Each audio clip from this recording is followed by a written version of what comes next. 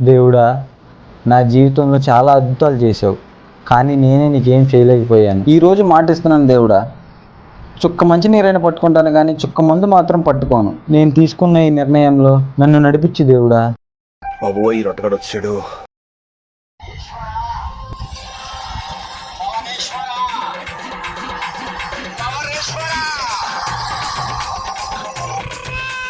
Hello, చెప్పరా. బెదరు ఒక హాఫ్ తెచ్చాను, తెరవ క్వార్టర్ వద్దాం వస్తాయితే.